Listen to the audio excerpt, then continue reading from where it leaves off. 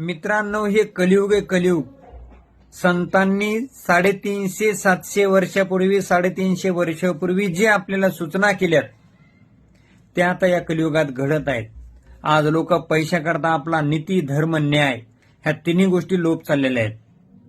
न्याय विकल्या जातो, नीती गहाण ठेवली जाते आणि धर्म वाट्याने दिला जातो. हा प्रकार चालू आहे. फक्त तुमची दाढी चेतली तरी आम्हाला घोर नाही, फक्त आमची बिडी पेटली पाहिजे, अशी अवस्था आहे. म्हणून भक्ती विजयामध्ये सुंदर एक ओवी आलेली आहे.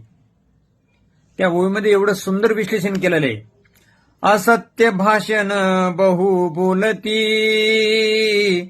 साधू संतांची निंदा करीती, खोटे तेची खरे दाविती, साक्ष देती सकळीक.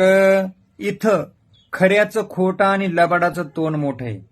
खऱ्याला साक्ष कोणी देणार नाही, पण लबाडाच्या बाजूने बहुमत होणार.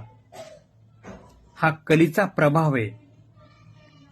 म्हणून साधू संतांनी जी शिकवण दिली त्यांच्या विचारानं जर चालले, तुम्हाला त्रास होईल पण गुण हमखास येणार. कारण सबर का फल मीठा होता है. म्हणून संत वचनावर विश्वास ठेवा आणि जीवन जगा. रामकृष्ण हरी.